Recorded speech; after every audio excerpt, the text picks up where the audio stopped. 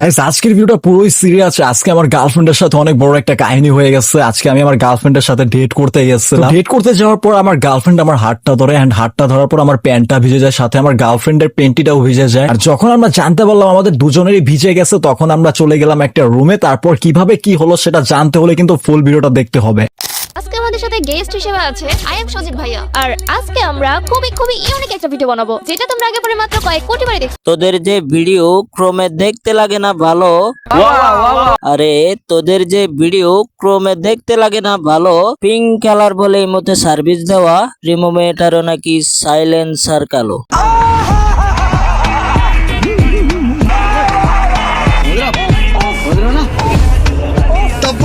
তো hey guys, আসসালামু আলাইকুম, দিস ইজ ইমন, ওয়েলকাম। তো কেমন আছো তোমরা? বরাবরের মতো আবার একটা ভিডিও নিয়ে হাজির হয়ে গেলাম আমরা। আজকের ঘটনা কি? আজকের ঘটনাটা খুবই ইন্টারেস্টিং, কারণ আজকে আমরা অস্থির লেভেলের একটা রোস্ট করতে যাচ্ছি I am Sajib the personal attacker কে নিয়ে। কেউ জানোস না যে আমি কি পরিমাণ পার্সোনাল অ্যাটাক করতে পারি। পার্সোনাল অ্যাটাক কারে বলে একদম দেখাই দিব। পার্সোনাল অ্যাটাক কিভাবে করতে হয় আমার থেকে ভালো কেউ জানে না। भाई मेरे मुंह से निकल गई गलती से, आज के बाद कभी किसी को नहीं बोलूंगा। আজকের ভিডিওতে সবচেয়ে জঘন্য রোস্টার সজীব চুতনার কয়েকটা ক্লিপস হাইলাইট করব। তার স্বভাব রোস্টের নামে মানুষকে উড়াদুরা গালি দেওয়া, হয়তো পরিচিতি পেয়েছিল গালির মাধ্যমে, আর যখন কারোর সাথে পেরে উঠতে পারে না তখন পার্সোনাল অ্যাটাক করা। তো চলো বুঝাই দেই পার্সোনাল অ্যাটাক কিভাবে করতে হয়।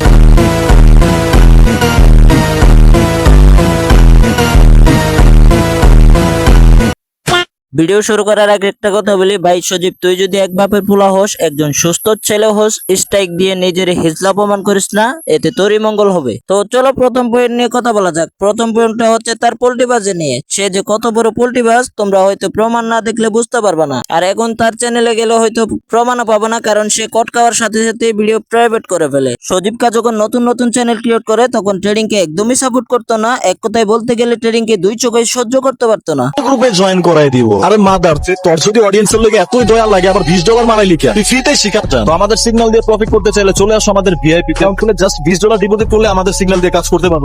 মিউজিক বাহ বাহ বাহ বাহ বাহ, মানে কি আর বলবো, টাকা এমন একটা জিনিস যেটা মানুষের পার্সোনালিটিকেই চেঞ্জ করে দেয়। হুদাই পার্সোনাল অ্যাটাক করবে, এসব কিছুই হতে যাচ্ছে না। কারণ গাইস ওইসব ছেঁচড়া স্বভাব আমার নাই। तो साला बहुत नीच आदमी रहे। सांप को देखा और तेरे को देखा तो पहला सांप को छोड़ के तेरे को मारना पड़ा। মেন কথা এটা না, মেন কথাটা হচ্ছে বর্তমানে রিমো এফএফ এর সাথে সজীব কার সাথে তলে তলে কি চলে, আসলে কি কিছু চলে। তোমরা যদি এটা নিয়ে ভিডিও দেখতে চাও তাহলে কমেন্ট করে পাঠিয়ে বলো। তো যাই হোক, মেন টপিকে আসা যাক। রিসেন্টলি কিছুদিন আগে আমাদের মুজাহিদ ভাই মানে অ্যাডভান্স গেমিং 150 টাকায় ইমোতে সার্ভিস দেওয়া রিমো মেয়েটাকে নিয়ে ভিডিও বানায়। তো আমাদের এই সজীব কার রিমোর পক্ষ নিয়ে কথা বলে, এমনকি এক পর্যায়ে তর্কাতর্কি হয়ে যায়। মুজাহিদ ভাই আর সজীব ভাই দুজন মিলে তর্কাতর্কিতে যখন সজীব কা জানতে পারে সে হেরে যাচ্ছে, তখন মুজাহিদ ভাইয়ের উপর পার্সোনাল অ্যাটাক করে। তাহলে আমার মতো পার্সোনাল অ্যাটাক শুরু করে দিব। আগামী 24 ঘন্টার মধ্যে যদি দেখি রিমুকে সরি না বলা হয়েছে, আবারও বলতাছি খোদার কসম, পার্সোনাল অ্যাটাক কারে বলে একদম দেখাই দিব। মানে পার্সোনাল অ্যাটাকটা এমন যে মাঝখান থেকে মুজাহিদ ভাইয়ের গার্লফ্রেন্ড আদিবারে টান দেয়। বিষয়টা এমন হয়ে গেল না, এলাকার কারোর সাথে ঝগড়া লাগছে, তুমি তার সাথে না পাইরা বলতেছো যে তুই আমার এলাকায় আসিস, আমার কিছু কুত্তা ধরাই দিব। স্ক্রিপ্টেড ম্যাচের কথা, সব 1-1.5 মিনিটের ভিডিওস গুলো রিমু বানায়। সেই 1-1.5 মিনিটের ভিডিও দেখে বোঝা সম্ভব না যে আসলে ও স্ক্রিপ্টেড ভিডিও বানায় কি বানায় না। আমি আসলে জানি না যে ও স্ক্রিপ্টেড ভিডিওস বানায় কি। মানে কি আর বলবো ভাই, প্রথমে কোনো প্রমাণ ছাড়াই বলছে যে রিমু এফএফ স্ক্রিপ্টেড ভিডিও বানায়, আবার সে নিজেই বলছে যে রিমু এফএফ স্ক্রিপ্টেড ভিডিও বানায় কি বানায় না সে জানে না। এবার ভাবছো হালাই কত বড় বাইনচোদ।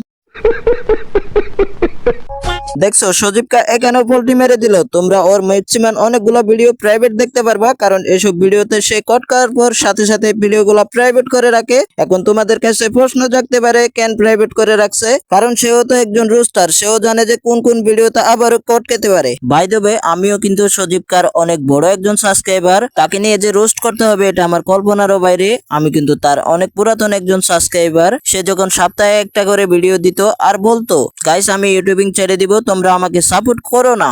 এভাবে নাটক করতে করতে আজ তার চ্যানেলে 4 লাখেরও বেশি সাবস্ক্রাইবার।